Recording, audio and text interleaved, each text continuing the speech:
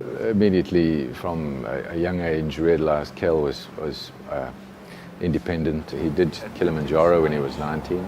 He left South Africa to go on holiday to England to discover the world. You need me.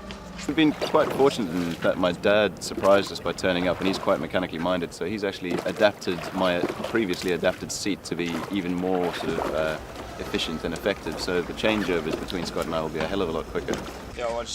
Not too sure where the army thing, how it developed. So he went straight into Paris, which was quite overwhelming for Mum and I, because we realised he wasn't coming home. I got a phone call in the south of France and told me over the phone that he was flying back to Birmingham and there was a good chance that he might die. And I jumped in my car and I drove back to Birmingham. I remember many heartbreaking times. We had an iPad graciously given to us by the Help for Heroes, and he managed to write on the iPad that he was really gutted because he hadn't realised he had lost both legs. He thought he'd lost one because he could still feel the one leg. Cayle himself now had massive challenges which he was totally unprepared for.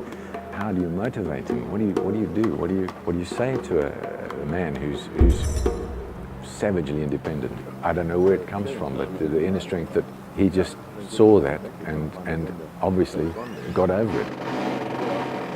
Real heroes in a lot of this as well are the nurses that are in intensive care and 412. They are fantastic, you know. And then Help for Heroes sort of come in and start offering their package. So it's seamless. The physical training instructors are also another group of really dedicated people.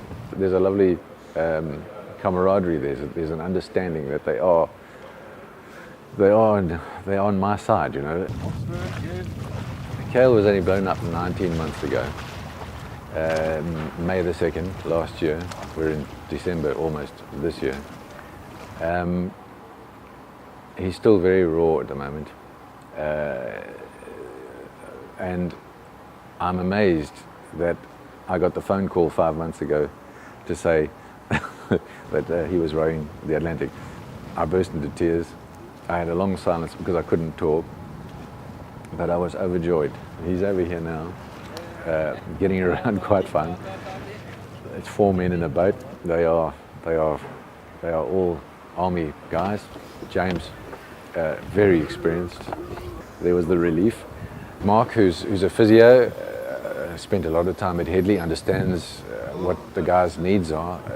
Really take my hat off to him. He's never been at sea before.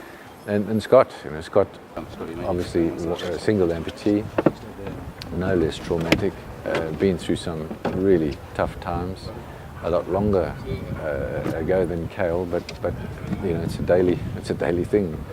And Scott and Cayle have a really nice relationship. I know he's in a lot of pain. I know he's very frustrated with his hand. I think more frustrating than the legs, actually. He's fine, you know. He's just had to change the way that he approaches things. But the determination is there. The desire for adventure is there.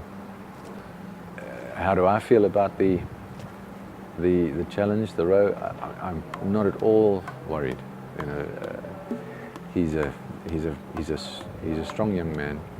Life throws curveballs at you all the time.